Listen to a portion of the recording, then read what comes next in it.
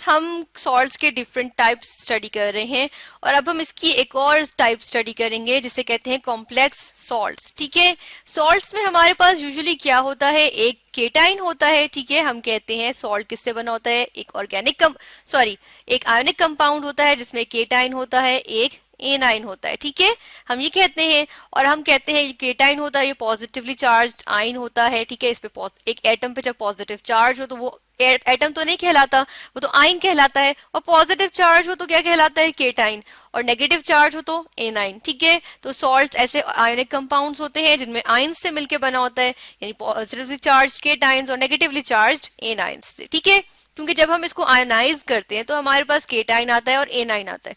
अब complex salts में क्या होता है, हमारे पास केटाइन भी मौजूद होता है और एनाइन भी मौजूद होता है। ठीक है, लेकिन हम क्या देखते हैं कि कॉम्प्लेक्स सॉल्ट में, इसको कॉम्प्लेक्स का नाम ही हमने इस वजह से दिया है कि इसके अंदर हमारे पास क्या होता है, एक दो कंडीशंस होती हैं। नंबर 1 तो ये होती है कि हमारे पास कॉम्प्लेक्स जो है वो केटाइन हो। ठीक है, एक कॉम्प्लेक्स सा केटाइन हो और जो है वो एक सिंपल सा जो है वो A9 हो। ठीक है, सिंपल A9 हम लिख देते हैं, सिंपल A9। ठीक है, A9 हो गया। दूसरी जो है वो हमारे पास कंडीशन क्या होती है, अगर ये नहीं होगी तो क्या कंडीशन होगी कि हमारे पास सिंपल सा केटाइन हो। ठीक है, केटाइन हमारे पास सिंपल है, सिंपल केटाइन। ठीक है, और A9 क्या हो, कॉम्प्लेक्स हो। ठीक है, कॉम्प्लेक्स A9 हो। ठीक है, अब हम जब बात करते हैं तो हम देखते हैं कि कॉम्प्लेक्स से क्या मुराद होती है, कॉम्प्लेक्स से मुराद होती है कि किसी एक एटम से ना बना हुआ होना, बल्कि डिफरेंट एटम्स से मिलके जो आयंस बने हुए होंगे वो कॉम्प्लेक्स आयंस होते हैं। ठीक है, यानी कि हम कहते हैं कि डिफरेंट आयंस आ जाते हैं, जब डिफरेंट एटम्स आ जाते हैं एक आयन के अंदर। ठीक है, तो वो क्या कहलाता है, वो कहलाता है कॉम्प्लेक्स आयन। ठीक है, हम आयन की बात कर रहे हैं, हम ये भी लिखते हैं कि हम आयन के अंदर बात कर रहे हैं। ठीक है, कॉम्प्लेक्स आयन कहलाता है। ठीक है, क्योंकि अगर हम एक कॉम्प्लेक्स सॉल्ट को, हमने कहा सॉल्ट को जो है वो आयनाइज करें तो केटाइन निकलता है और एनाइन निकलता है, यानी कि आयनाइज हो जाता है पॉजिटिव और नेगेटिव आयंस में।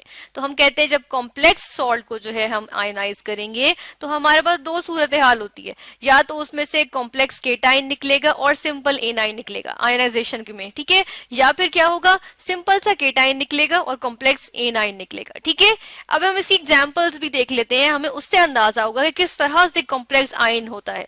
हम देखते हैं कि यूजुअली जो कॉम्प्लेक्स आयंस होते हैं इसमें हमारे पास होते हैं जो केटाइंस मौजूद होते हैं ना, या कॉम्प्लेक्स जो हमारे पास केटाइन, अगर कॉम्प्लेक्स केटाइन बन रहा है तो उसके अंदर यूजुअली हमारे पास ट्रांजिशन मेटल्स इन्वॉल्व होते हैं।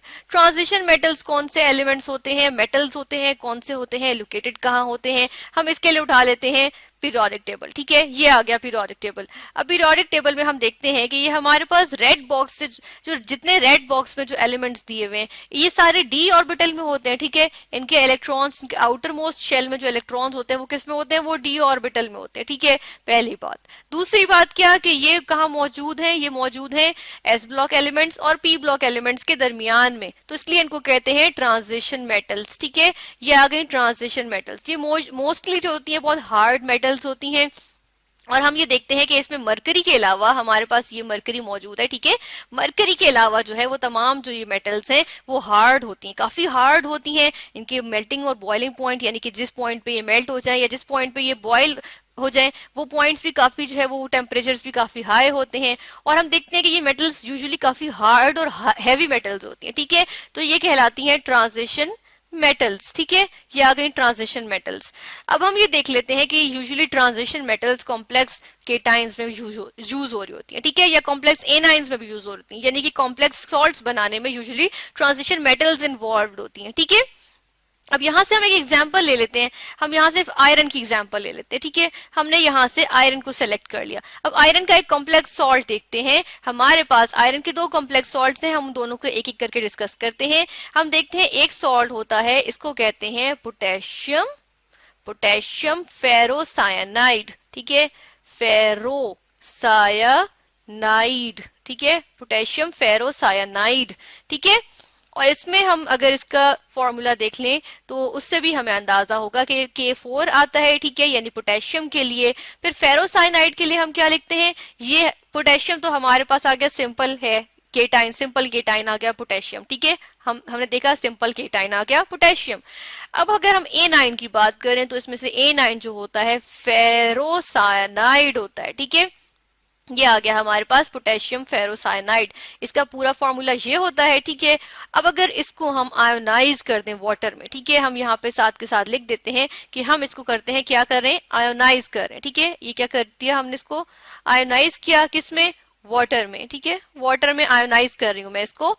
तो क्या नतीजा आएगा हमारे पास, हम कहते हैं सॉल्ट जो होता है वो क्या देता है, केटाइन देता है और A9 देता है। और कॉम्प्लेक्स सॉल्ट में हमारे पास केटाइन या A9 में से कोई एक सॉल्ट, कोई एक आयन जो है वो कॉम्प्लेक्स होगा। तो इसमें हम देखते हैं कि हमारे पास आ जाते हैं पोटेशियम आयंस, ठीक है, 4 पोटेशियम आयंस आ गए, ठीक है। और साथ के साथ क्या चीज आती है, हमारे पास जो A9 आता है वो एक काफी कॉम्प्लेक्स सा हमारे पास जो है वो स्पेशी आ रही है। हम ये देख रहे हैं कि कॉम्प्लेक्स सा A9 है, नेगेटिव आयन है लेकिन ये कॉम्प्लेक्स सा है, ठीक है। और इसमें चार्ज भी जो वैलेंसी है इसकी वो -4 है, ठीक है।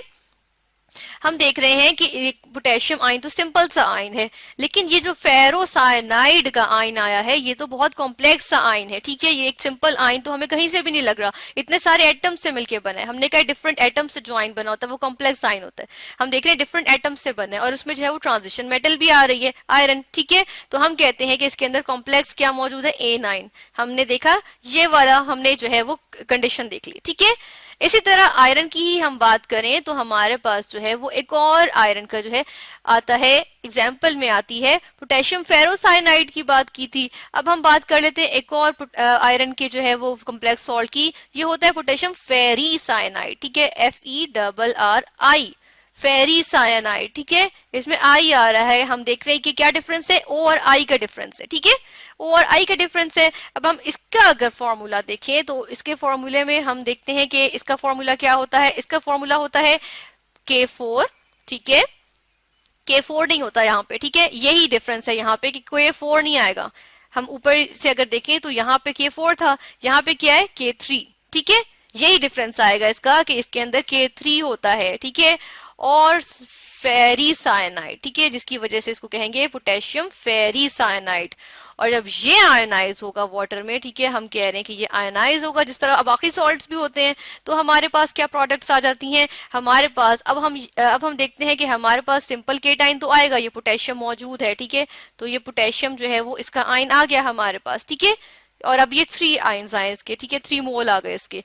और हम देखते हैं कि हमारे पास क्या आ रहा है, फेरी साइनाइड आ रहा है, ठीक है। इसको फेरी साइनाइड क्यों कह रहे हैं, हमने तो सिर्फ के साथ 3 लगाया, तो के साथ 3 इसलिए ले आया ना क्योंकि यहाँ पर हमारे पास जो वैलेंसी डिफरेंट होगी, क्योंकि यहाँ पे अब वैलेंसी क्या है, -3 है, ठीक है, ये हमारे पास वैलेंसी है। और इसको हम कहेंगे फेरी साइनाइड, ये अब फेरी साइनाइड है, फेरोसाइनाइड नहीं है, ठीक है।